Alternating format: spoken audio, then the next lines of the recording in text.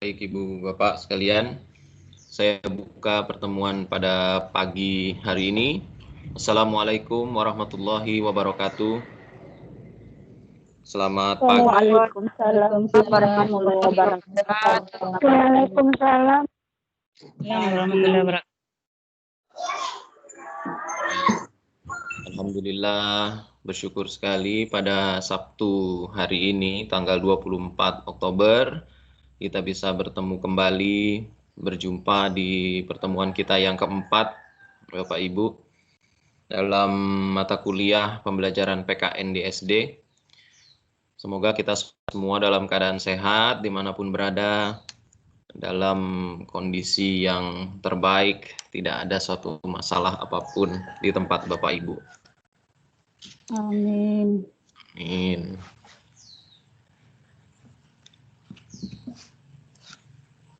Bapak Ibu, pada pertemuan kita yang keempat saat ini, tema yang akan kita bahas bersama adalah tentang kebangsaan, yang di dalamnya ada nanti nasionalisme atau semangat kebangsaan, kemudian bela negara, dan satu lagi adalah cinta tanah air, yang semuanya mungkin pada intinya adalah satu kesatuan tentang kebangsaan. Itu tema besar kita, Bapak Ibu. Kemarin saya harap Bapak Ibu sudah mencari referensi atau membaca tentang hal tersebut untuk bersama-sama nanti kita bisa bahas materi tersebut. Assalamualaikum. Maaf Pak lambat. Ya, Bu Dharma, tidak apa, baru juga saya mulai.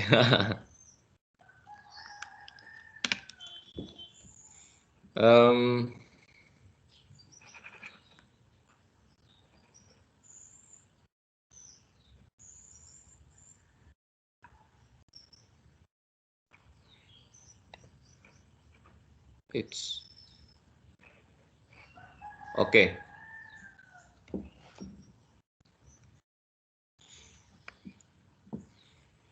Bapak Ibu semuanya, bahwa bicara materi kita kali ini, saya ingin sedikit menekankan bahwa materi ini sangat terkait dengan sejarah menurut saya.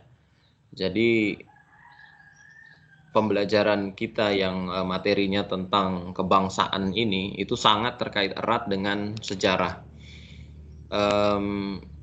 Mungkin dalam proses memahami ya konsep-konsep ini, kita terlebih dahulu bisa memahami dulu tentang sejarah bangsa kita, maksudnya dari awal keberadaan bangsa kita, sehingga nanti kita bisa memahami kepribadian nasional, semangat kebangsaan, dan bela negara yang seperti apa sebetulnya yang pas untuk Indonesia.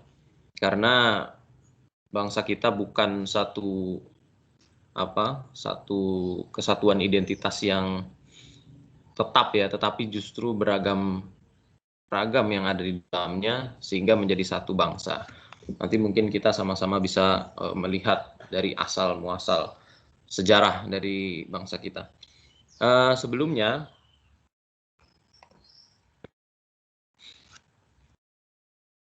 ini saya ingin kembali menekankan, ini mungkin dari pembahasan kita sebelumnya di pertemuan kedua dan pertemuan ketiga tentang pentingnya menumbuhkan sikap demokratis, gitu ya. Pentingnya menumbuhkan sikap demokratis di dalam diri kita ataupun di dalam diri peserta didik kita. Kita perlu menekankan ini Bapak Ibu, sekali lagi, prinsip sikap demokratis, agar itu tumbuh di dalam setiap peserta didik kita. Kenapa itu menjadi penting? Karena memang dalam pembahasan cinta tanah air, kebangsaan, dan bela negara ini, dasar utamanya adalah sikap demokratis. Sikap demokratis yang mau secara terbuka menerima perbedaan yang ada di tengah-tengah kita bersama.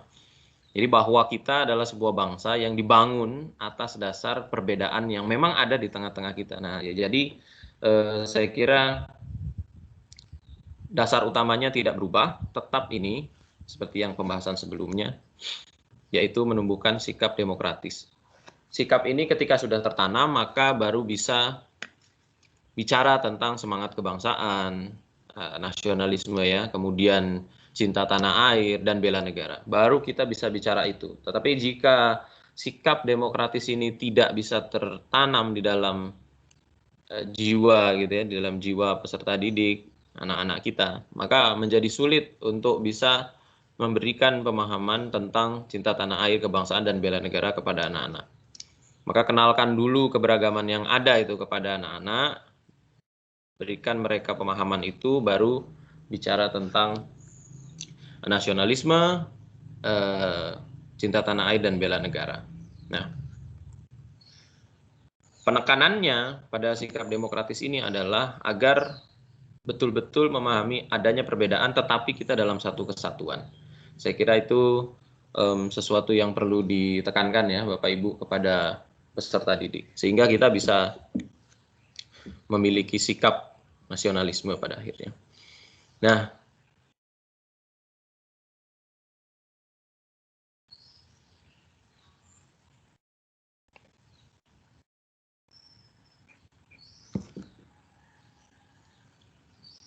mundur sedikit ke belakang untuk memahami bagaimana bangsa kita, mungkin saya meminta kepada Bapak Ibu untuk bisa menekankan kepada anak-anak itu dalam proses belajar tentang keadaan kependudukan di Indonesia. Bahwa Indonesia itu terbangun dari beragam-ragam suku bangsa yang ada di wilayah Nusantara. Saya kira mungkin Bapak Ibu juga sudah memahami bahwa penduduk di Indonesia itu tidak semuanya berasal dari kawasan yang disebut Nusantara, tetapi berasal justru sebagian besar berdasarkan penelitian dari migrasi penduduk yang terjadi. Paling tidak ada 3 gelombang besar kan Bapak Ibu, ada 3 gelombang besar manusia yang masuk ke kawasan Nusantara pada masa sebelum Masehi, jauh puluhan ribu tahun, ribuan tahun sebelum Masehi. Nah, kita perlu memetakan ini agar kita memahami kenapa kemudian terjadi kemajemukan di Indonesia begitu. Yang pertama, gelombang penduduk itu kan ada 3 ya Bapak Ibu. Yang pertama ras melanosoid itu, yang Austro-melanosoid, yang akhirnya kemudian mereka berada di kawasan Indonesia Timur. Ya, itu penduduk yang bermigrasi pertama. Kemudian yang kedua, ada gelombang lainnya, yaitu yang kita sebut Proto-Melayu atau Melayu tua, ya, yang kemudian masuk ke wilayah Nusantara. Dan terakhir adalah yang Deutero-Melayu, yang Melayu muda. Nah, itu juga masuk ke kawasan Nusantara. Ketiga-tiganya kemudian menjadi komponen dalam penduduk Indonesia. Tiga-tiganya menjadi komponen, sehingga suku-sukunya beragam, budayanya beragam. Nah, karena adanya perbedaan itu, timbullah kemajemukan. Mungkin kadang dalam beberapa literatur gitu, ketika kita baca penduduk Indonesia berasal dari kawasan Cina bagian selatan, tepatnya Yunan, selalunya disebut seperti itu. Di dalam buku sekolah pun demikian, kalau saya baca, itu dikatakan penduduk Indonesia berasal dari wilayah Cina bagian selatan, Yunan gitu. Ya tentu memang pintu masuknya dari sana. Tetapi yang terjadi di Yunan itu kan bukan orang Cina yang kemudian bermigrasi ke Indonesia. Kadang ada beberapa anak-anak begitu ketika dijelaskan tentang ini bertanya hal demikian. Berarti keturunan kita berasal dari Cina ya? Tidak. Jadi yang di Yunan itu sendiri adalah satu titik peradaban percampuran dari kawasan barat dan juga timur wilayah Asia yang kemudian menetap membuat peradaban di sana. Dan kemudian mereka bermigrasi dari daerah Yunan itu melewati Indochina, kalau kita lihat di peta itu. ini, kemudian melewati Indochina, turun hingga ke kawasan Nusantara. Nah, baru di situ nanti membuat peradaban-peradaban baru di wilayah Indonesia yang sekarang kita kenal. Saya kira ini perlu menjadi penekanan Bapak Ibu untuk memberikan penjelasan kepada anak-anak, sehingga wilayah Indonesia itu menjadi sangat-sangat kaya, sangat-sangat majemuk akan perbedaan suku dan budayanya. Gitu. Jadi kemajemukan itu terjadi. Itu dari asal-usul penduduk Indonesia.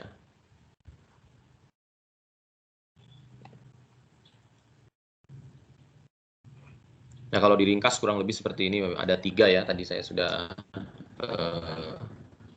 sampaikan, ada yang Austromelanozoid, ada yang Proto-Melayu, dan ada yang Deutero-Melayu. Nah, semuanya akhirnya membuat peradaban masing-masing di wilayah Nusantara, yang dulu pada awalnya itu kan, pada awalnya memang merupakan satu daratan. Jadi bukan terpisah seperti sekarang, tetapi dulu merupakan satu daratan. Baru sesudah zaman es pencair kan menjadi terpisah-pisah, sehingga jadilah Nusantara yang sekarang. Nah, saya kira ini basicnya ya Bapak Ibu, basicnya yang perlu dijelaskan. Sehingga kemudian dari asal usul yang berbeda-beda tadi, kemudian membuat adanya kemajemukan dalam komposisi penduduk di Indonesia. Nah, jadi heterogen lah, penduduk kita itu beragam, lain suku dan lain juga kebudayaannya. Ada dua aspek besar yang akhirnya terjadi di Indonesia sebagai sebuah kekayaan. Kita mengatakannya sebagai kekayaan, kalau memang itu bisa menjadi potensi yang dimanfaatkan kan kekayaan. Perbedaan itu yang menjadi kekayaan, kemajemukan, dan kebudayaan. Ada 2 itu. Nah, kemudian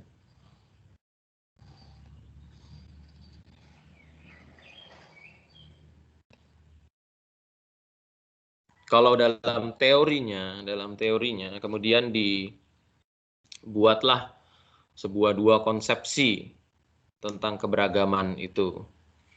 Jadi keberagaman yang ada di Indonesia yang dikatakan sebagai kekayaan ya, itu kan kemudian kalau dalam modul kita itu dia dikemas gitu menjadi sesuatu yang disebut kepribadian nasional gitu, sebagai sesuatu yang dikatakan kepribadian nasional, kepribadian bangsa Indonesia yang seperti apa ya, yang beragam tadi gitu, yang memang dari asal usulnya pun sudah beragam.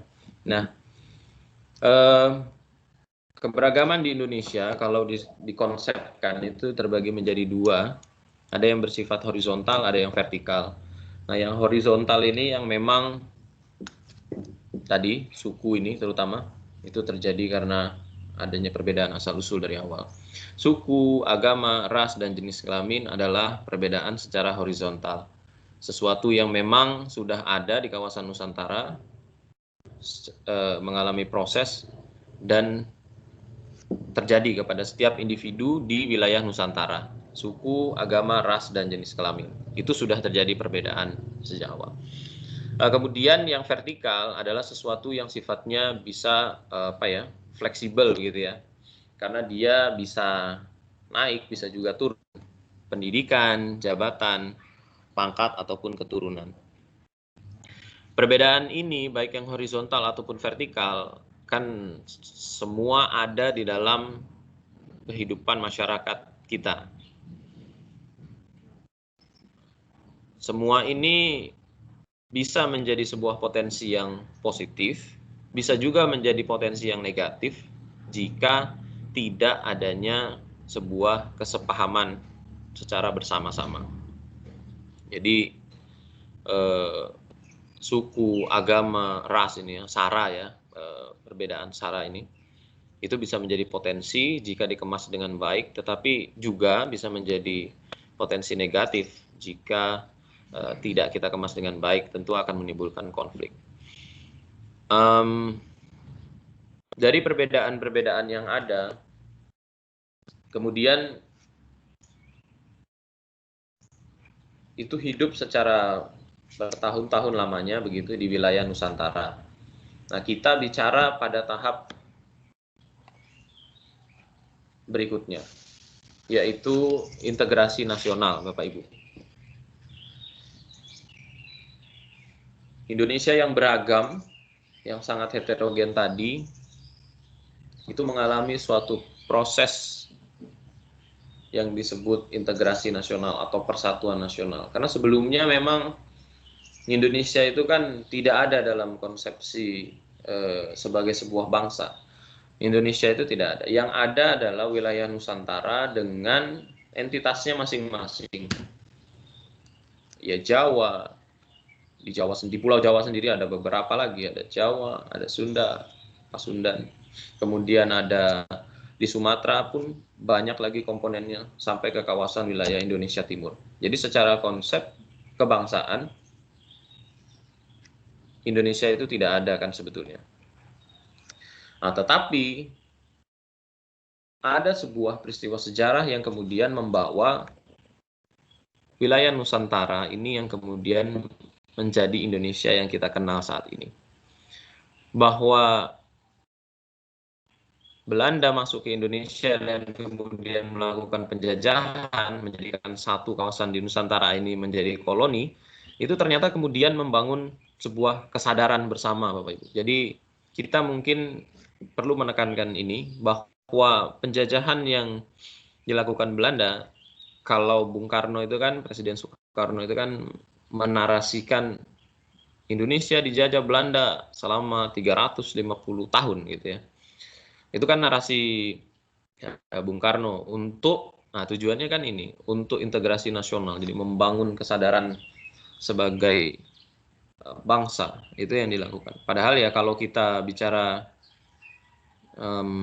fakta gitu, melihat wilayah Indonesia sekarang, apakah memang 350 tahun, akan banyak perdebatan. Ada juga yang mengatakan tidak. Faktanya ada beberapa kerajaan yang di wilayah Nusantara yang baru takluk belakangan, tidak awal-awal sudah takluk, tidak.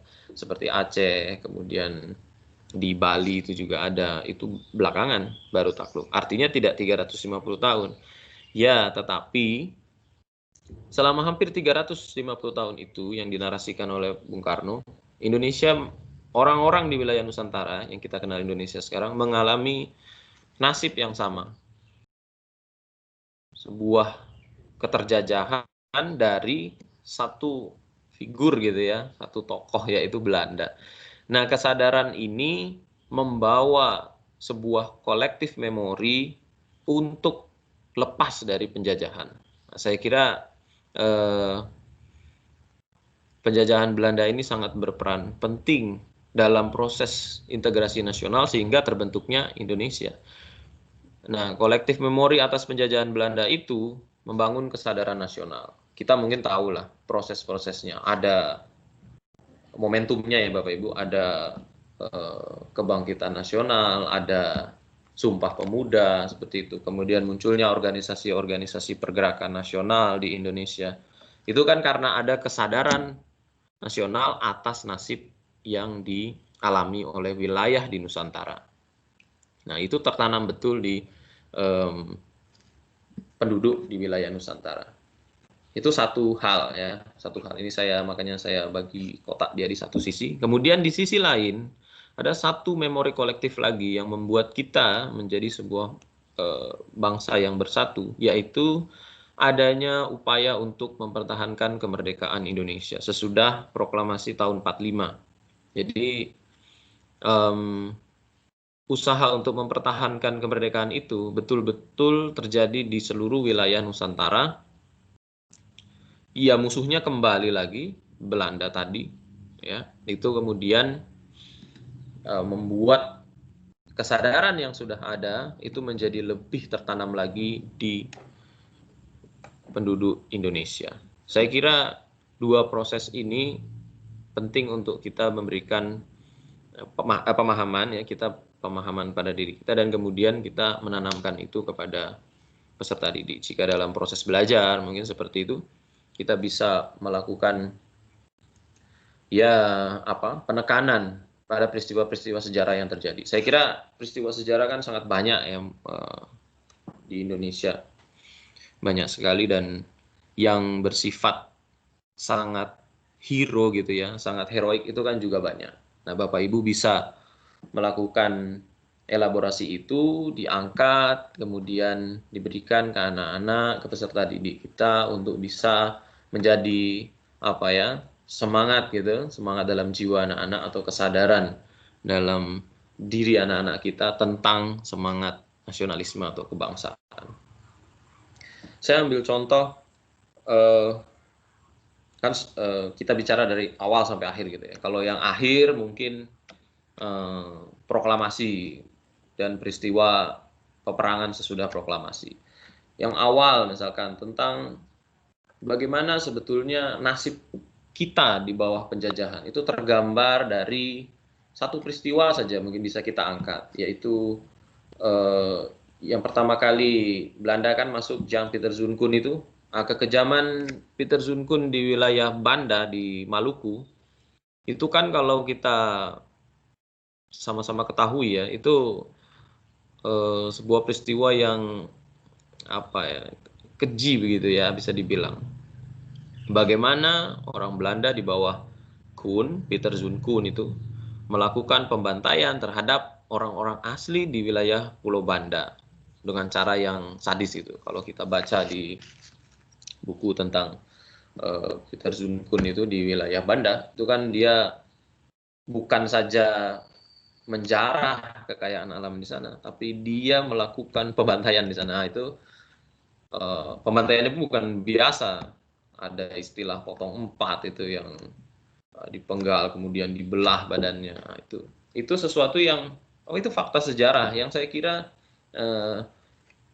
memberikan itu kepada peserta didik, yaitu memberikan gambaran bahwa kita itu memang perlu bersatu atas sesuatu yang penderitaan lah ya, yang sudah sangat lama, bahkan sejak awal kedatangan Belanda. Nah, perlu kita menjaga persatuan nasional. Jadi peristiwa-peristiwa sejarah yang ada di sepanjang perjalanan bangsa kita mungkin bisa menjadi sebuah pemantik di dalam jiwa anak-anak untuk bisa sadar akan pentingnya persatuan dan kesatuan sebagai sebuah bangsa yang lepas dari penjajahan.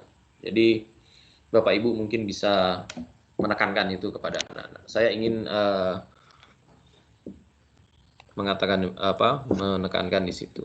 Nah, sesudah dua hal ini Bapak Ibu ya, penjajahan yang berlangsung awal-awal Belanda masuk sampai dengan perjuangan kemerdekaan, bangsa kita itu juga sadar bahwa perbedaan yang terjadi perlu disatukan oleh sebuah hal ya. Ada beberapa hal. Kalau dalam modul itu dirangkum menjadi 4. Saya kira ini ya memang yang paling urgent, yaitu bahasa nasional, Pancasila sebagai dasar yang universal yang bisa diterima secara umum oleh seluruh wilayah di Nusantara. Ya, kemudian yang ketiga, kesadaran dan solidaritas kelompok. Ini saya kira sudah terbangun lewat proses yang terjadi. Dan yang keempat, undang-undang yang bersifat nasional. Jadi pilar-pilar ya, dikatakan kalau dalam konsep kebangsaan itu kan pilar-pilar kebangsaan yang katanya Pancasila, Undang-Undang Dasar 45, kemudian Bhinneka Tunggal Ika dan NKRI gitu. Nah, itu adalah basis sebetulnya untuk mempertahankan integrasi nasional Indonesia kita. Nah, memang perjalanan panjang bangsa Indonesia yang mulai dari, kalau mau Bapak Ibu ditekankan tadi, dari proses kedatangan penduduk yang bermigrasi ke wilayah Indonesia, kemudian proses yang terjadi di dalamnya sampai kemerdekaan, itu adalah menjadi modal utama ya dari materi pembahasan kita, yaitu tentang kepribadian bangsa, nasionalisme atau semangat kebangsaan, cinta tanah air, dan bela negara. Jadi semua itu tidak bisa kita lepas konsep ini yang akan kita bahas dari sejarah panjang perjuangan bangsa Indonesia. Kalau kita hanya membahas langsung ya kepada teori-teori ini, konsep-konsep ini tentang kepribadian nasional, nasionalisme, cinta tanah air dan bela negara tanpa mengetahui sejarah yang terjadi sebelumnya, saya kira menjadi sulit untuk diterapkan di dalam kehidupan atau tertanam di dalam jiwa. Karena memang itu hanya menjadi nantinya ya, hanya menjadi sesuatu yang sifatnya teoritis. Kalau teoritis ya tentu kita mudah memahaminya ya kan, cinta tanah air ya namanya, cinta tanah air bela negara ya mungkin kita sama-sama paham. Tetapi bagaimana proses panjang bangsa Indonesia yang bukan sesuatu hal mudah ya, itu bisa tertanam di dalam anak-anak jiwa anak-anak kita.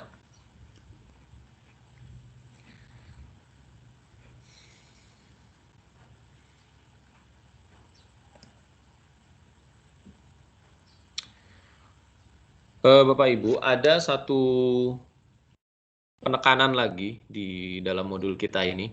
Jadi sesudah persatuan nasional itu ada ya, integrasi nasional itu ada tadi. Integrasi atas kemajemukan yang ada. Itu ada penekanan tentang bencana heterogenitas atau bencana dari sesuatu yang sifatnya akan tidak baik dari sebuah kemajemukan kita itu. Tentu kemajemukan akan sangat positif jika dikelola dengan baik, tapi jika tidak, ini dikatakan dia akan menjadi sebuah masalah besar bagi bangsa Indonesia ya. Bencana dikatakan, bencana heterogenitas. Ada 4 hal di situ. Yang pertama adalah bersikap tidak adil.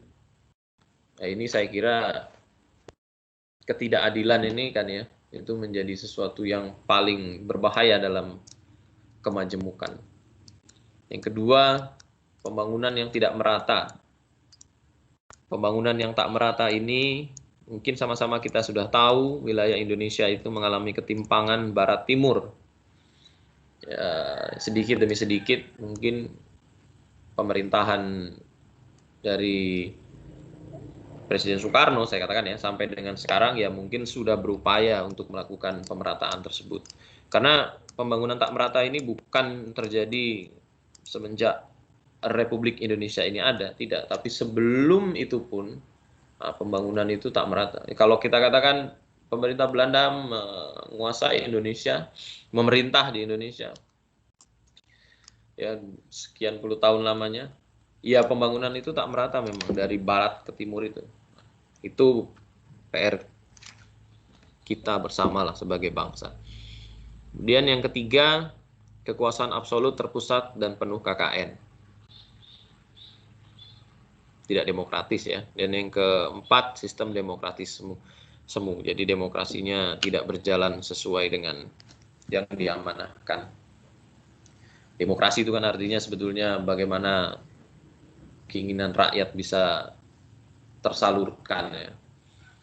Kalau dalam beberapa perbincangan sekarang kan kita lihat, entahlah ada juga yang mengatakan demokrasi belum berjalan sesuai yang diinginkan, macam-macam. Nanti sama-sama kita bahas.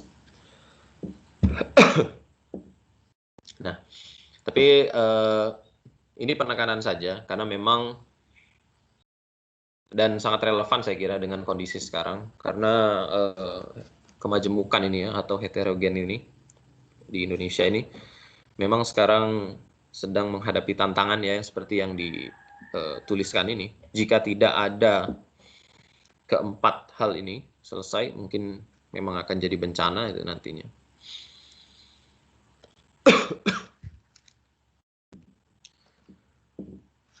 Nah, sesudah mengetahui latar belakang dan sejarah tadi, sekarang kita masuk ke pokok bahasan pertama, yaitu tentang semangat kebangsaan. Nama lainnya ya, karena bangsa itu kan nation, maka nama lain dari semangat kebangsaan adalah nasionalisme.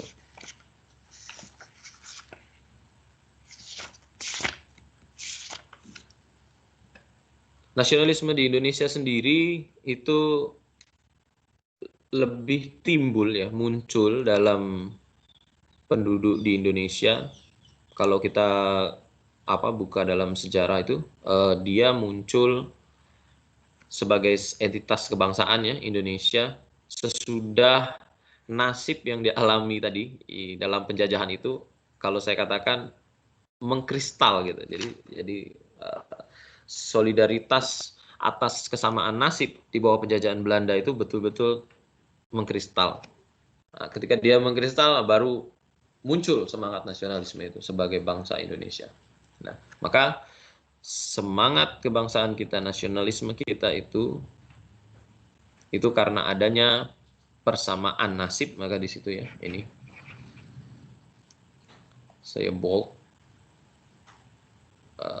persamaan nasib sebagai bangsa yang dijajah. Jadi karena adanya perasaan senasib ya, akibat penderitaan penjajahan, maka nasionalisme itu menjadi kuat. Tapi Bapak Ibu, bukan saja ini satu faktor saja bahwa ada persamaan nasib di antara penduduk di wilayah Nusantara, itu satu sisi. Di sisi lain, nah, yang paling penting, nasionalisme di Indonesia itu munculnya itu bukan saja karena persamaan nasib, tapi juga karena adanya kesadaran pemikiran atau pencerahan gitu, masa pencerahan. Jadi munculnya golongan-golongan cendekia, ya, orang-orang yang terdidik, ya, karena memang pada masanya di abad ke-19 pada saat itu muncul orang-orang terdidik di Indonesia sehingga bisa membangun dan membawa semangat nasionalisme gitu ya. Jadi semangat nasionalisme di Indonesia itu lebih karena adanya persamaan nasib sebagai bangsa itu yang dijajah. Kemudian ini secara pengertian ya Bapak Ibu, secara pengertiannya bahwa nasionalisme itu apa? Kesadaran sebagai bangsa yang didasarkan pada adanya rasa cinta kepada tanah air untuk mencapai, mempertahankan, mengabdikan identitas dan integrasi kekuatan bangsanya. Ya, jadi secara pengertian itu ada nasionalisme itu erat kaitannya dengan cinta kepada tanah air. Ya, perasaan memiliki bangsa, ya, perasaan memiliki secara bersama di dalam suatu bangsa. Jadi ada tertanam ya, nasionalisme itu adalah rasa yang tertanam gitu, mungkin kalau boleh saya katakan, rasa yang tertanam di dalam diri setiap individu, setiap warga bangsa. Ini spesifik untuk mencapai, mempertahankan, mengabdikan identitas dan integrasi kekuatan bangsanya. Oke.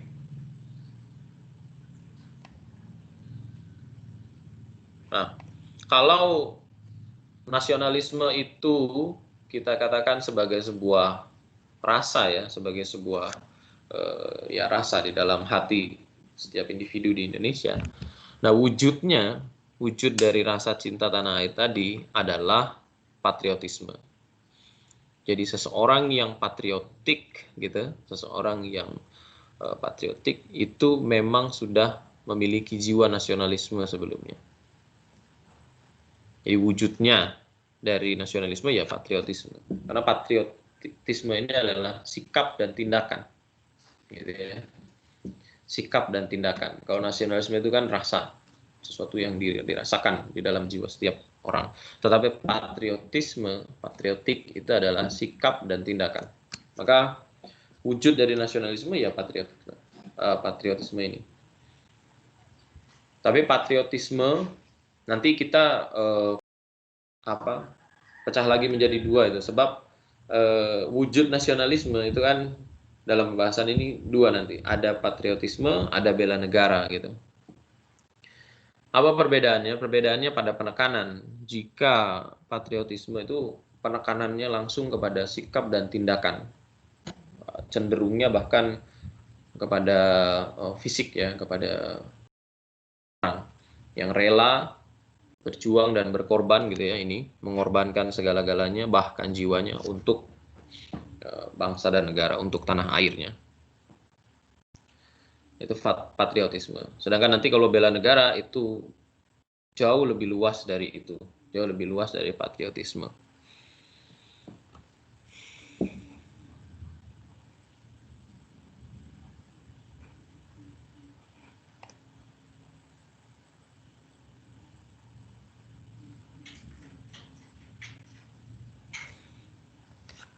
Kemudian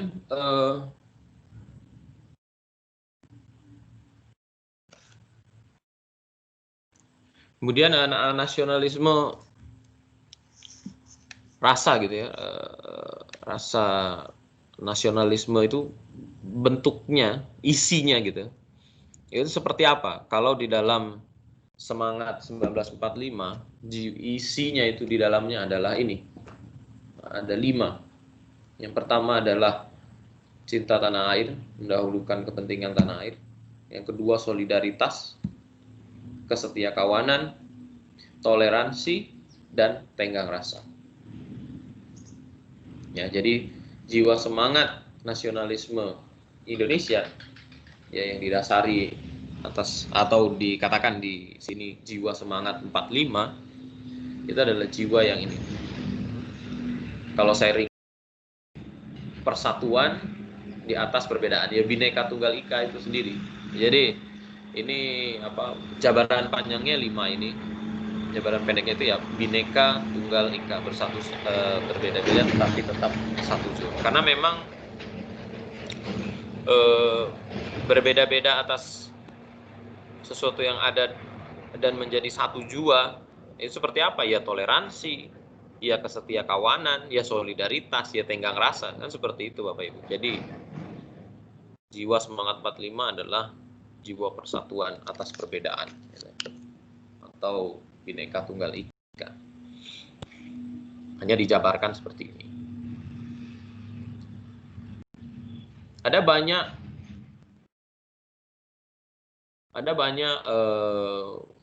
problem mungkin kalau di modul pun banyak itu dikatakan, mungkin nanti bisa dibaca Bapak Ibu. Banyak hal yang bisa membuat ya melunturkan sikap nasionalisme itu ya. Sikap nasionalisme itu lama-lama tergerus bisa oleh banyak hal. Ada yang paling utama menurut saya itu adalah ketidakadilan. Jadi ketidakadilan ini memang sesuatu yang sangat buruk gitu ya, penyakit yang buruk yang bisa merusak persatuan kita yang majemuk ini. Jadi kebinekaan kita itu, persatuan kita atas perbedaan itu rentan sekali runtuh jika ada ketidakadilan. Maka satu poin ini menjadi sangat sangat besar maknanya, bagaimana kita bisa menemukan mungkin ya seorang pemimpin yang bisa membawa keadilan bagi Indonesia. Karena banyak hal itu Bapak Ibu, kalau kita mau kaji satu-satu aspek mulai dari ekonomi, sosial, kemudian politik budaya ya, itu banyak hal yang mungkin masih menjadi PR lah bagi bangsa kita untuk bisa menegakkan keadilan. Kalau tidak ya sangat sulit untuk bisa mempertahankan nasionalisme itu sendiri.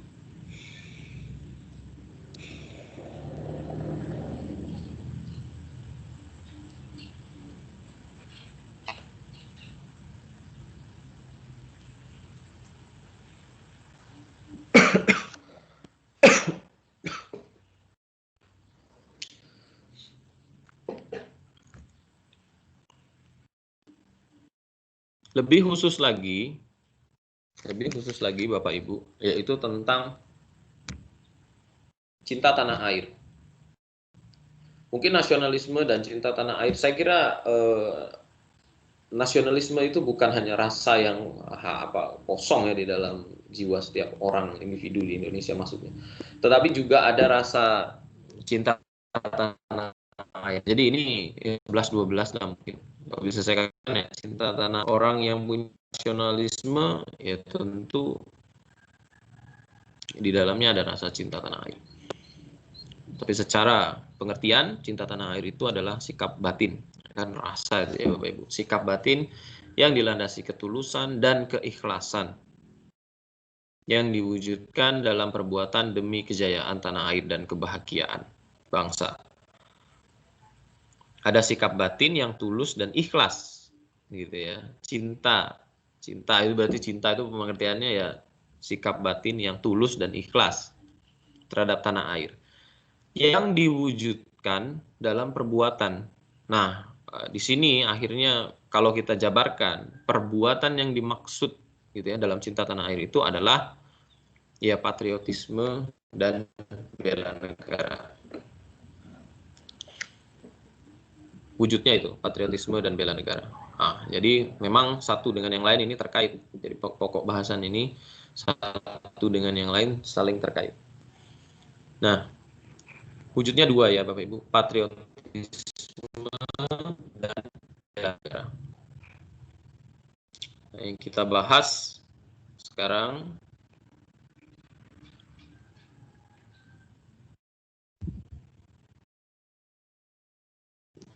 yang tentang bela negara. Mungkin ini sesuatu yang sekarang sedang cukup digaungkan pada masa tahun 2000 berapa ya 2016 mungkin. Sebelumnya pada saat seingat saya itu Menteri Pertahanan Bapak Ria Mizar Triakudu itu menekankan tentang ini ya program bela negara gitu. Nah, kita bersama-sama tentang bela negara ini. Jadi bela negara itu ya wujud dari rasa cinta tanah air, wujud dari nasionalisme yang ada pada diri setiap orang. Seseorang yang dikatakan memiliki nasionalisme, cinta tanah air, dia wujudkan dalam bela negara. Bela negara secara konsep adalah sesuatu yang disusun secara legal oleh perangkat perundangan dan petinggi suatu negara tentang patriotisme seseorang atau suatu kelompok atau seluruh komponen dari suatu negara dalam kepentingan mempertahankan, Bapak Ibu, mempertahankan eksistensi negara tersebut. Tujuan saya kira itu ya. Jadi bela negara itu adalah patriotisme seseorang yang diatur oleh negara, seseorang ataupun kelompok, dengan tujuan untuk mempertahankan eksistensi negara. Karena memang eksistensi negara itu dipertahankan ya oleh seluruh komponen di dalam negara itu kan. Nah, karena dia disusun oleh perangkat perundangan, maka dibuatlah dasar. Mungkin dalam perangkat hukum yang tertinggi di negara kita, yaitu Undang-Undang Dasar 45, di sana dituangkan dalam dua pasal, pasal 30 ayat 1 dan juga pasal 27 ayat 3. Spesifik dalam pasal 27 ayat 3, setiap warga negara berhak dan wajib ikut serta dalam upaya pembelaan negara. 30 ayat 1 pun tiap-tiap warga negara, setiap itu saya kira kan sama saja sebetulnya ini, berhak dan wajib ikut serta dalam usaha pertahanan dan keamanan negara. Nah, jadi bahwa bela negara itu adalah sebuah hak yang bisa dilakukan oleh setiap orang. Dia pun bisa menjadi sebuah kewajiban. Gitu. Kewajiban jika memang negara mengatur tentang hal tersebut. Nah, wajib ini nanti ada yang bersifat secara halus begitu, tidak dipaksa. Ada juga yang bersifat secara paksaan.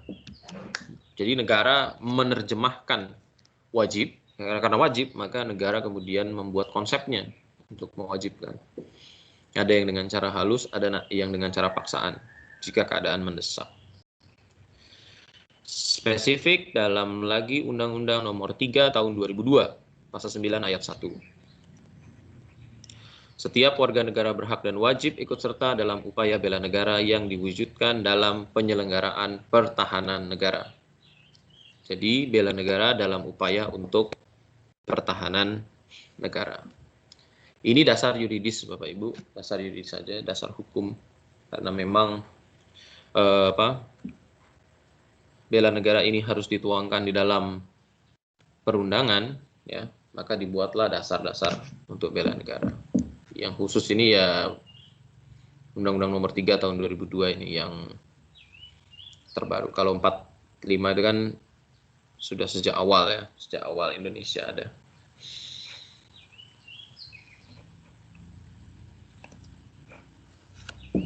Nah, kemudian dituangkan dalam pengertian.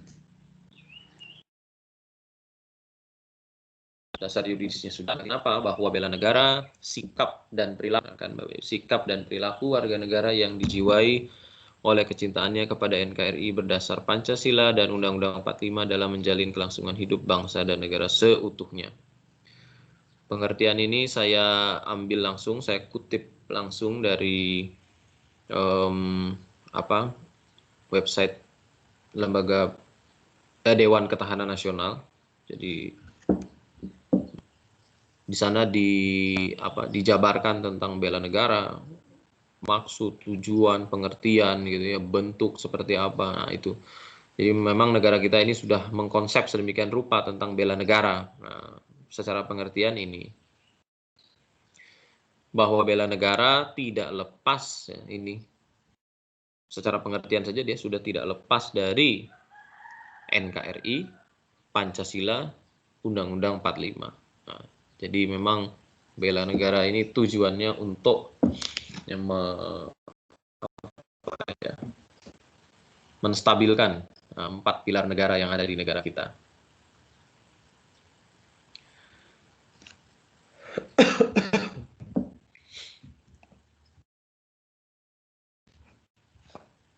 Konsep bela negara Bapak Ibu, konsepnya itu ada 2 bentuknya ya, bentuknya. Ada yang fisik, ada yang non fisik. Yang fisik ya, tentu menggunakan raga seseorang. Secara pengertian, usaha pertahanan menghadapi serangan fisik atau agresi dari pihak yang mengancam keberadaan negara. Karena memang Indonesia menganut sistem pertahanan rakyat semesta, maka sudah menjadi pas ya ini konsep bela negara secara fisik. Jika gitu kan, ini kan bukan berarti serta merta kemudian semua masyarakat Indonesia ikut serta. Ada tahapan-tahapan pertahanan. Tentu TNI sebagai yang terdepan, kemudian Polri, kemudian membackup lagi di bawahnya, dan baru terakhir adalah masyarakat. Tetapi bahwa masyarakat ya dalam konsep bela negara ini memang secara fisik gitu, dia harus siap untuk melakukan bela negara. Karena tadi ya Bapak Ibu ada konsepsi hak dan kewajiban. Dan kemudian yang kedua, non fisik.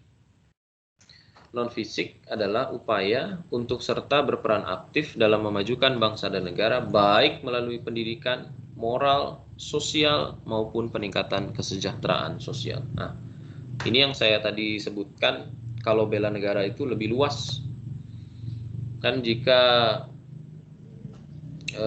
patriotisme itu mungkin secara konsep itu lebih secara perilaku dan tindakan fisik ya. Tetapi jika bela negara itu kedua-duanya, terutama yang non fisik ini. Karena memang di tengah keadaan yang damai seperti sekarang, yang tidak ada konflik secara fisik dengan bangsa-bangsa lain, Indonesia sangat memerlukan bela negara yang non fisik ini. Umumnya salah satunya ya yaitu bagaimana setiap individu masing-masing melakukan peran serta secara optimal dalam profesinya masing-masing. Nah, jika kita, Bapak Ibu, kita sebagai guru ya tentu secara optimal kita bisa melakukan pekerjaan kita ya untuk memberikan pengajaran dan pendidikan kepada peserta didik kita masing-masing. Itu adalah wujud juga dari bela negara. Jadi ya kita ini sebetulnya sudah melakukan itu gitu ya. Sudah melakukan bela negara secara non fisik. Sudah. Dan itu memang yang diperlukan oleh negara. Nah, kalau bela negara secara fisik kan sekarang tidak ada, saya rasa.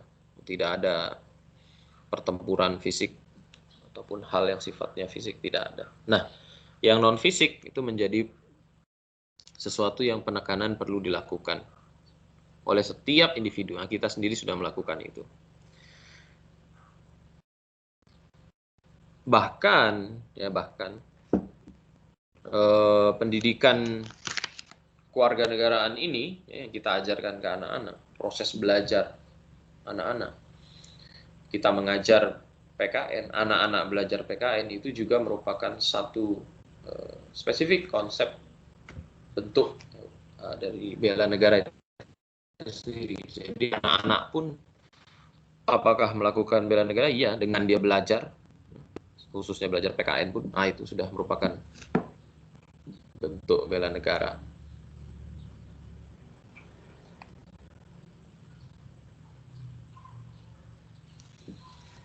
Nah ini Bapak Ibu.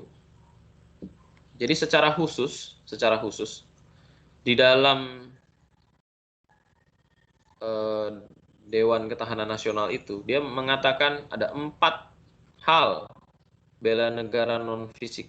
Spesifik dia tuliskan. Yang pertama adalah kesadaran untuk melestarikan kekayaan budaya nasional kita yang beragam tadi, yang majemuk. Kesadaran untuk melestarikan kekayaan budaya.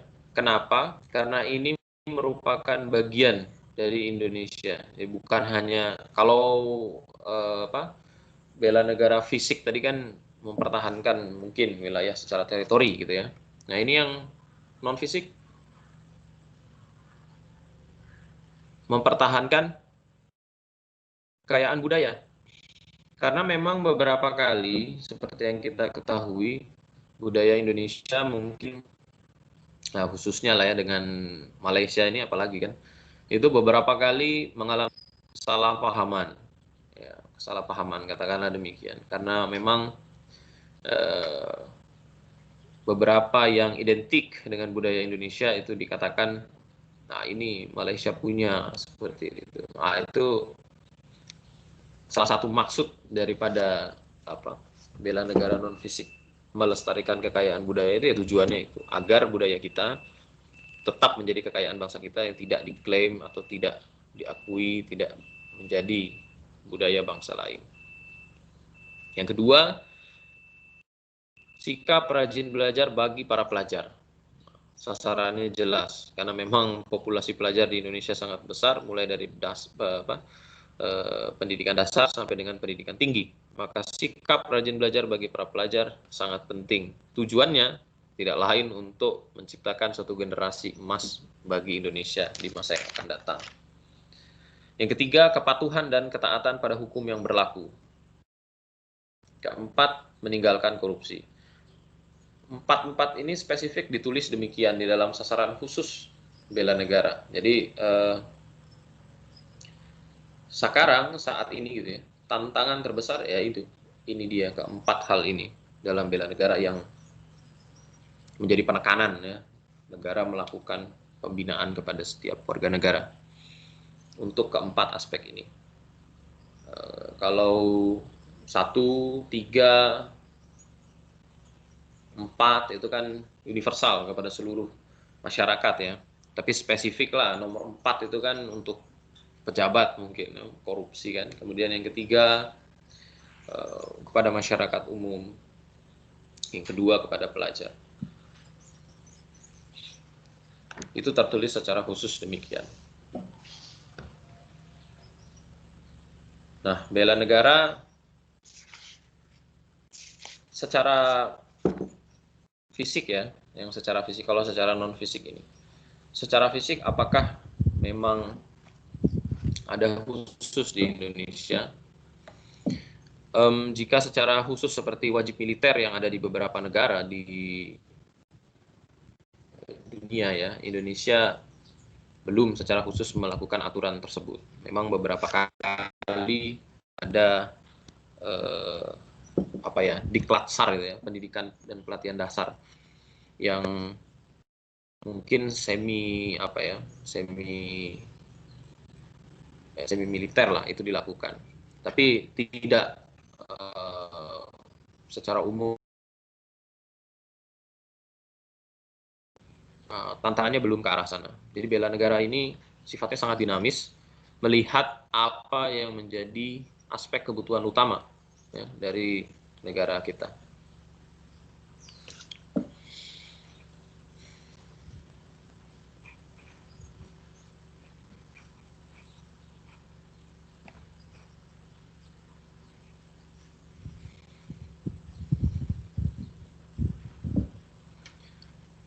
Terakhir Bapak Ibu, saya ingin sedikit menyimpulkan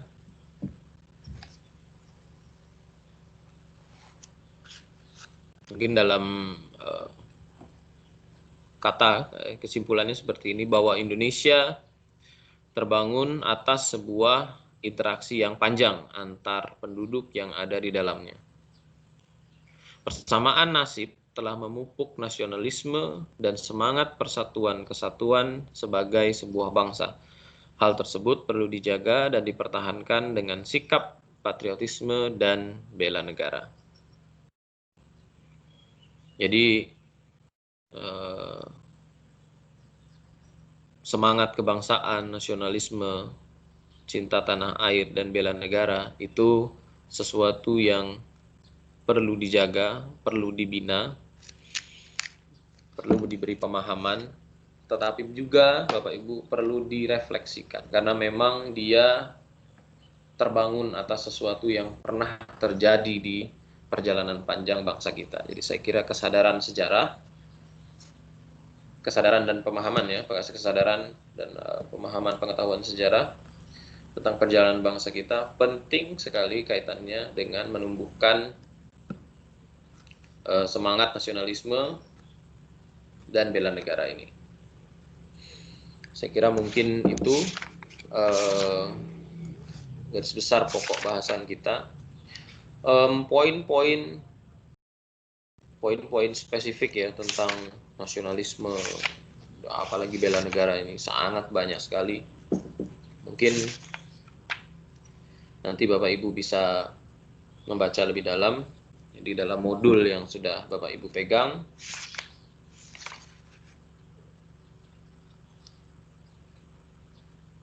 Tapi ada hal-hal yang sifatnya mungkin lah ya, kalau sekarang kita lihat itu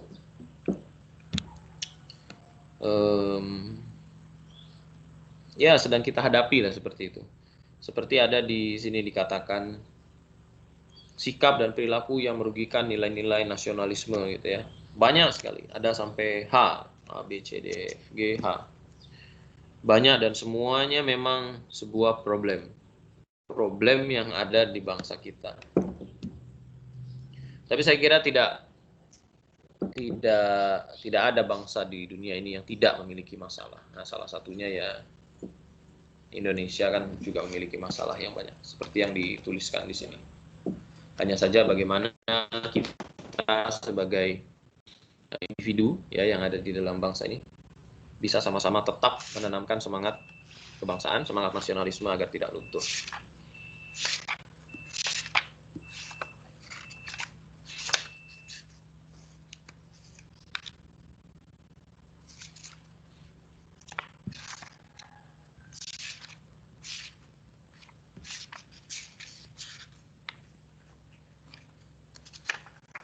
Bapak Ibu, ada beberapa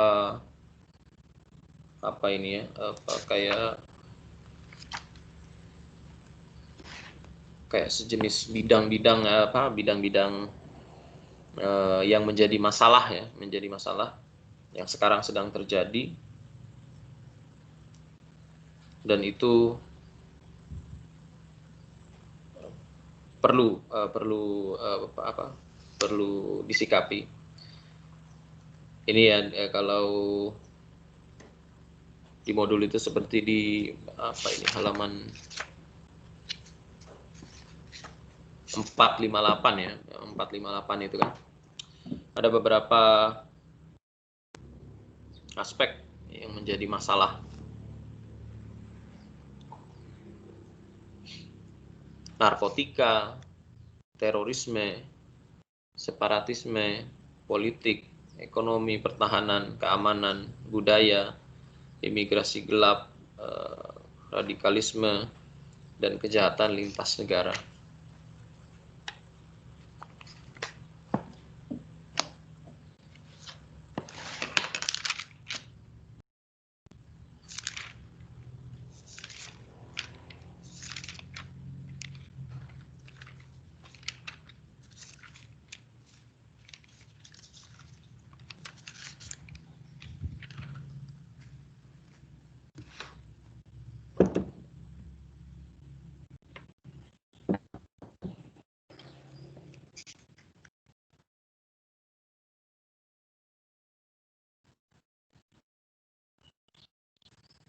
Saya ambil satu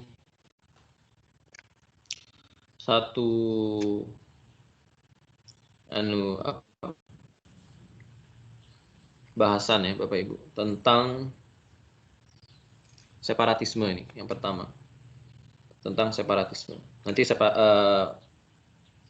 separatisme, kemudian terorisme, radikalisme, ini semua, separatisme, terorisme, radikalisme, dan masalah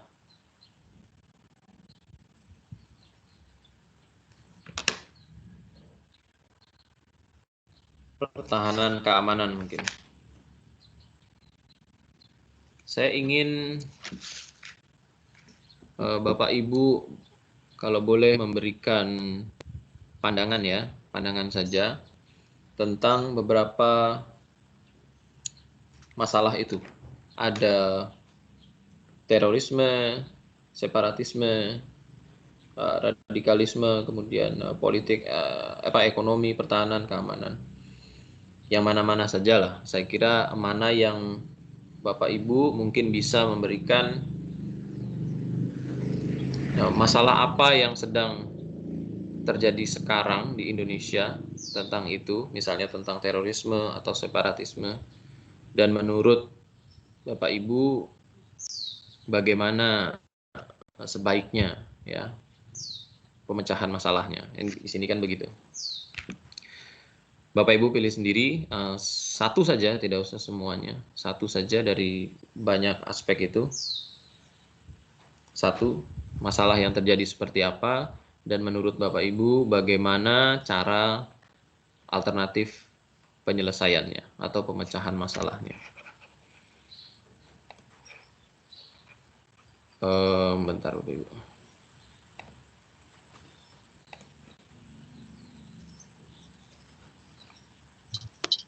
Saya persilahkan siapa yang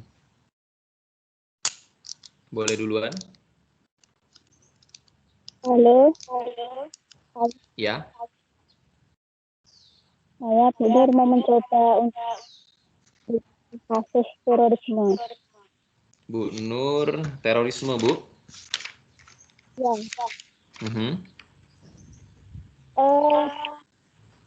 Pada tahun-tahun terakhir ini terjadi seperti pengeboman bom Bali dan pengeboman di Amerika Serikat pada tahun 2009 kalau tidak salah atau 2003 itu merupakan bentuk dari terorisme. Yang mana kejadian tersebut tidak hanya dilakukan oleh orang-orang Indonesia saja, tetapi dilakukan oleh pihak dari luar negeri, Pak. Ya, betul. Terus kalau alternatif pemecahannya menurut saya mungkin dengan meningkatkan rasa keagamaan lebih tinggi, rasa toleransi, serta pertahanan dimulai dari diri sendiri, baru pertahanan ke negara dan internasional. Terima kasih, Pak. Hmm. Oke, Bu Nur. Terima kasih, Bu Nur Sentik. Sama-sama. Hmm. Yang lain?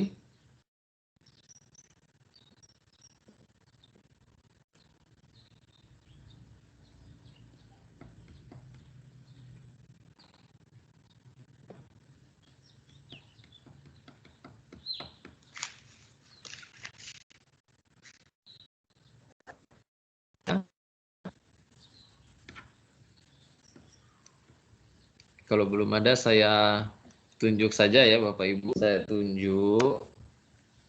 Saya juga bagi topiknya karena ini kan pokok masalahnya itu ada beberapa ya yang mengancam kebangsaan kita itu kan ini. Ada banyak urutkan dari atas dari Bu Siti Rosdiana. Halo Bu Siti.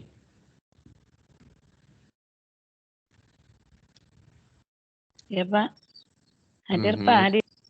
Oke, Bu Siti Rosdiana di sini di nomor 1 lah. Yang pertama, narkoba. Bagaimana menurut Ibu tentang masalah narkoba di Indonesia dan solusi alternatif pemecahan masalahnya bagaimana menurut Ibu?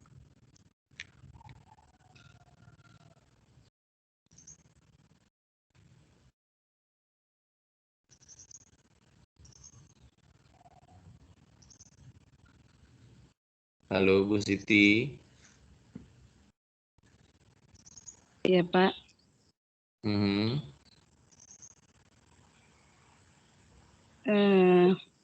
narkoba di Indonesia, sekarang semakin eh, semakin apa namanya, semakin besar pengaruhnya karena banyak anak-anak muda yang terjerumus atau dengan kata lain memakai barang tersebut, Mhm.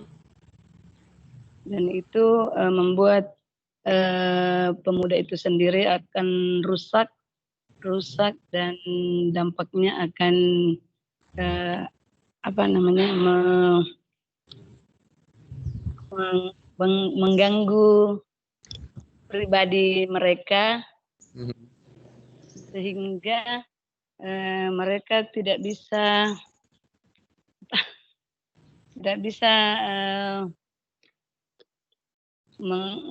mengembangkan kepribadiannya, khususnya membela negara dalam hal misalnya pelajar itu yang rusak akibat narkoba itu, anak-anak Yeah. muda yang keluyuran malam, Iya, iya, dan betul. penanganannya itu Pak Mhm.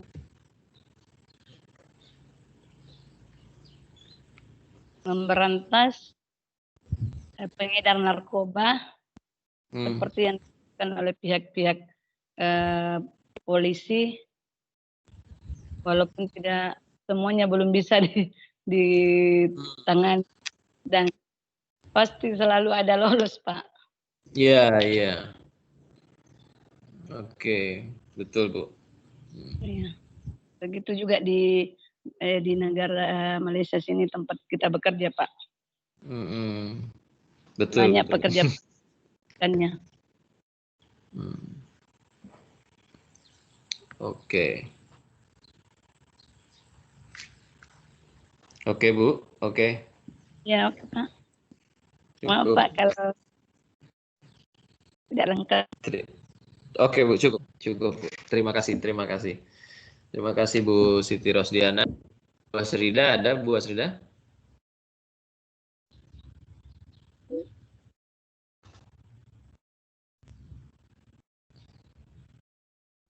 Halo Bu Asrida.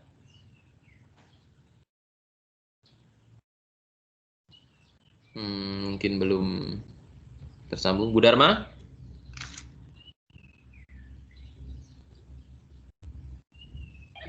Ya, halo Pak. Halo Bu Dharma.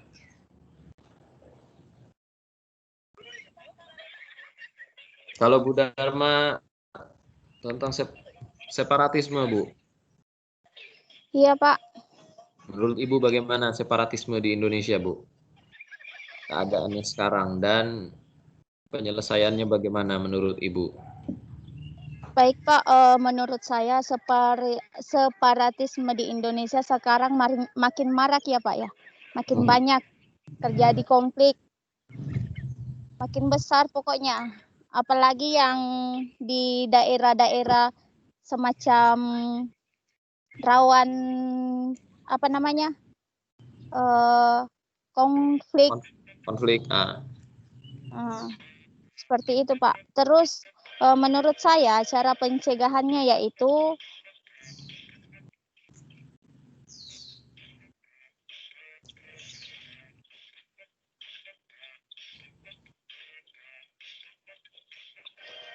kalau bisa adanya meningkatkan kesejahteraan masyarakat di daerah rawan konflik tersebut. Terus yang kedua, pemerintah harus mengusahakan serta mengupayakan dalam mengatasi maupun menyelesaikan permasalahan tersebut, baik melalui kegiatan mencegah atau mengurangi maupun peningkatan kesejahteraan, Pak. Segitu kiranya, Pak. Terima kasih. Terus menjaga keamanan negara juga. Menjaga keamanan dan meningkatkan kesejahteraan. Iya, Pak. Siap. Bu Dharmawati. Bu Ella, ada Bu Ella? Iya. Bu Ella boleh ada terkait tentang keadaan politik, Bu, keadaan politik Indonesia, bagaimana menurut Bu Ella? Kalau menurut saya dengan keadaan politik yang sedang marak sekarang ini, contoh kecilnya tentang demo omnibus law ini kan Pak. Iya. Di situ saya melihat memang banyak yang mungkin saya tidak terlalu mengerti tentang politik, tapi mungkin memang ada sedikit kejanggalan dalam berpolitik di Indonesia yang masyarakat awam tidak tahu, sehingga terjadilah demo itu, Pak.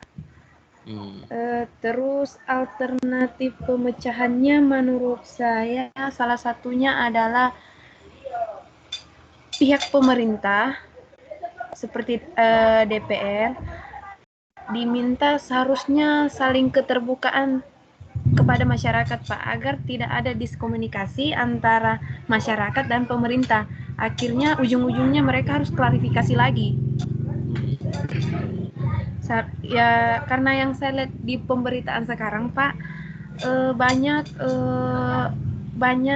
mahasiswa yang ingin masuk ke dewan, tapi tak diizinkan karena mungkin dianggap cuma membawa rusuh. Padahal mereka cuma ingin kejelasan, Pak. Dan akhirnya kekecewaan mereka luahkan di jalanan, mengakibatkan banyak kerugian negara juga, Pak. Jadi salah satu yang saya tahu yang mungkin harus diterapkan pemerintah adalah keterbukaan pada masyarakat tentang masalah politik apa yang sedang dihadapi Indonesia sekarang. Itu, Pak.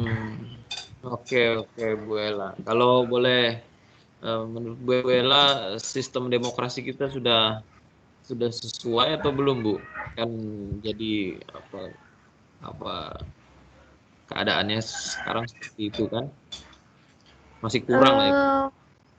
Mungkin sedikit tercapai dan ada sedikit kurangnya, atau mungkin di dalamnya ada sedikit main-main, Pak. Main-main. Iya, iya, iya. Bermain Siap. politik, Pak. Ya, satu sama lain untuk kepentingannya ya, Bu. Ya. Oke. Terima kasih ya, Bu Ella. Bu Rasmi.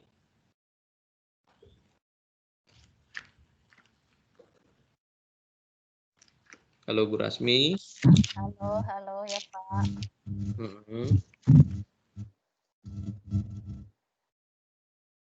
Kalau Bu Rasmi tentang keadaan ekonomi Indonesia, Bu, bagaimana menurut Ibu? Ya Pak. Apakah ada permasalahan atau baik-baik saja sebetulnya ekonomi Indonesia ini? Kalau ada, keadaannya bagaimana menurut Ibu? Kalau oke Pak, baiklah Pak, saya jawab. Kalau menurut saya Indonesia saat ini, keadaan ekonominya saat ini kurang membaik ya Pak. Apalagi dalam masa pandemi corona ini, pasti sektor industri, perdagangan, pertanian dan lain-lainnya tidak berjalan semestinya. Banyak masyarakat yang masih kesulitan dalam mencari nafkah untuk keluarganya karena adanya pandemi ini. Terus solusinya supaya rakyat kecil ini tidak sengsara karena pandemi corona ini, solusinya pemerintah kalau bisa memberikan bantuan tepat sasaran. Misalnya kalau bantuan itu untuk orang yang membutuhkan, seharusnya memang tepat untuk orang yang membutuhkan. Terus cara memberikan bantuannya itu kalau bisa jangan melalui tangan ke tangan, karena seperti yang kita ketahui kalau bantuan dicairkan dari tangan ke tangan, artinya biasanya kan sering terjadi masalah. Kadang tidak sampai. Ya, Bu. Besar kemungkinan yang sampai itu tidak seperti semestinya. Saran saya supaya bantuan tersebut sampai ke tangan yang tepat adalah kalau bisa bantuan tersebut dimasukkan dalam rekening orang yang mau dibantu itu Pak, seperti itu. Langsung ya Bu? Ya, langsung tunai lah ibaratnya seperti itu, masuk dalam rekening. Kalau misalnya 100.000 masuk ke situ, ya sampainya 100.000. Karena seperti yang kita ketahui, dan itu mungkin sudah bukan jadi rahasia lagi, kalau yang namanya duit, pasti tidak semualah juga. Seperti kalau yang namanya duit, pasti ada permainan lagi di dalamnya kan. Jadi saja saran saya kalau bisa rakyat kecil itu kalau dibantu masuk bantuan itu ke rekening supaya tidak ada lagi tangan-tangan lain yang mengganggu bantuan tersebut. Itu saja Pak. Terima kasih atas segala kekurangan. Terima kasih Bu. Iya, semua doyan duit ya Bu ya. Oke Bu Rasmi. Terima kasih Bu Rasmi, Bu Kasmira. Bu Kasmira, saya nyambung sedikit tentang salah satu masalah tantangan kebangsaan kita adalah tadi bidang ekonomi dari Bu Rasmi, kemudian terkait ke situ adalah kesejahteraan sosial, Bu. Kesejahteraan sosial, bagaimana menurut Ibu kesejahteraan sosial di Indonesia, Bu Kasmirawati? Kalau kesejahteraan sosial Pak, alangkah bagusnya kalau pemerintah itu mengadakan pelatihan-pelatihan kerja untuk masyarakat, yang apalagi untuk memberikan misalnya ya seperti yang Ibu Rasmi katakan, memberikan bantuan yang minimal kayak 600 yang di kasih masyarakat. Udah tau lah ya sekarang di Indonesia kan kami sudah lama di sini. Tapi yang pentingnya itu pelatihan. Kalau pelatihan ya bisa menumbuhkan. Setelah pelatihan itu kita kasih dana karena sudah dilatih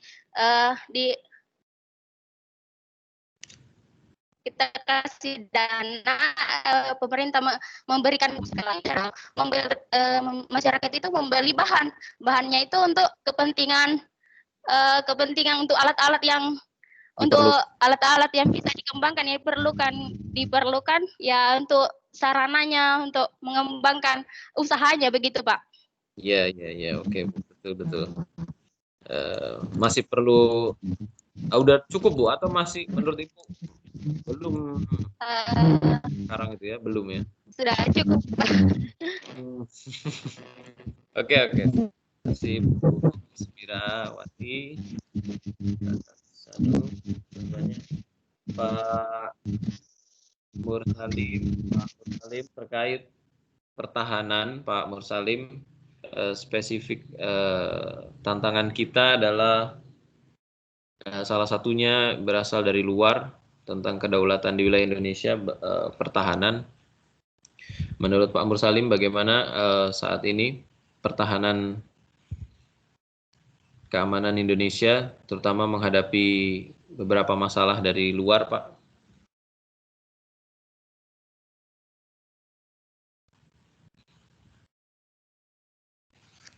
Halo Pak Mursalim.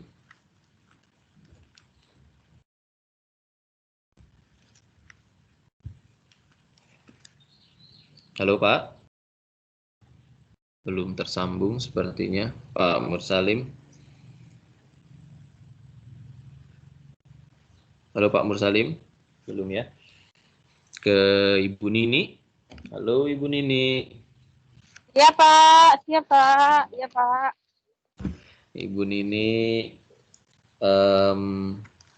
kalau Ibu Nini saya tentang separatisme Bu Nini di Indonesia, ini terkait keamanan, separatisme dan juga saya kira separatisme ya Bu, separatisme yang muncul di beberapa wilayah di Indonesia Bu. Bagaimana menurut Ibu masalah tersebut dan penyelesaiannya? Karena kalau kita tahu di beberapa wilayah masih tetap eksis separatisme itu, terus ada merongrong kebangsaan kita. Bagaimana Bu Nini menurut Ibu? Ya Pak. Menurut saya keamanan di Indonesia belum belum stabil karena masih adanya kerusuhan kadang kan Pak kan? Iya Bu. Ya, jadi saya yang berada di Malaysia nih kalau tengok berita begitu menangis Pak karena keadaan bangsa negara Indonesia kita itu semakin hari semakin ada demo gitu Pak. Jadi solusinya sangat prihatin lah Pak kalau bagi saya.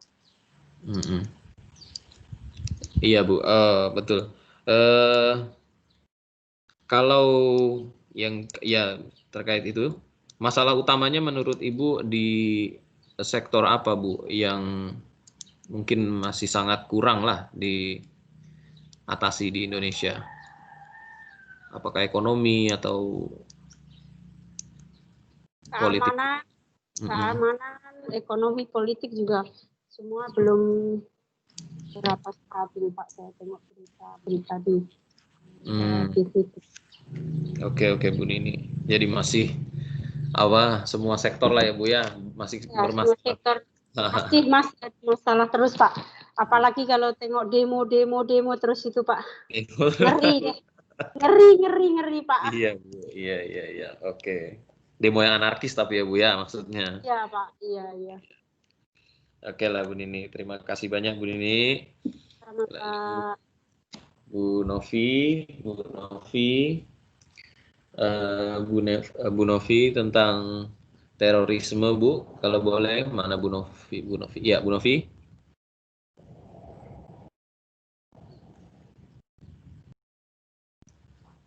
Ada di sambungan, Bu Novi? Tidak, belum tersambung. Bu Novi. Tidak ada, Pak. Iya, Bu Novi tidak ada. tidak ada. Baik. Bu Selvi ya? Bu Selvi? Bapak siapa? Iya, Ya. Bu. Gimana Bu tentang terorisme Ibu? Sama seperti yang mungkin tadi Bu Nur Suhentik sudah sedikit sampaikan keadaan terorisme yang beberapa kali marak di Indonesia. Bagaimana menurut Ibu terorisme yang sekarang? Kalau sekarang yang terjadi di Indonesia seperti apa? Dan kalau ada pemecahan masalahnya seperti apa Bu Selvi? Maaf tadi putus aku Junur Cantik. Menurut saya Pak, Iya. masalah ekonomi ya Pak. Terorisme Bu, terorisme.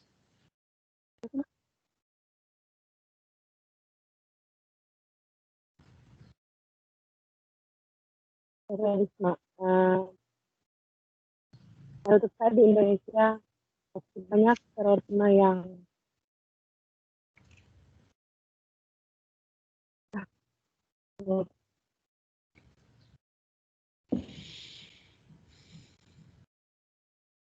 Halo Bu Selvi? saya Pak.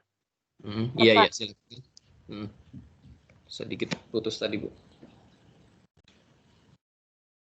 Itu jaringan saya Pak.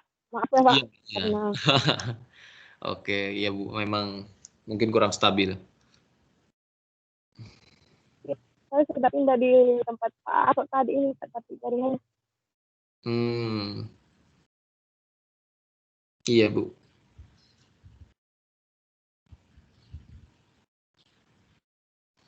Bisa dilanjutkan atau halo Bu?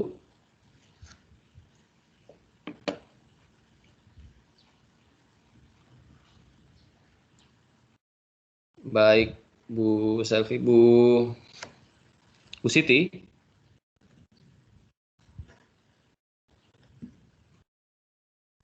Halo Bu Siti Aisyah.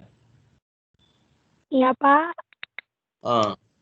Bu Siti, tentang narkoba di Indonesia, ya, permasalahan narkoba, permasalahan kebangsaan narkoba, bagaimana menurut Bu Siti Aisyah dan pemecahan masalahnya? Menurut saya semakin merajalela Pak. Semakin banyak. Kemudian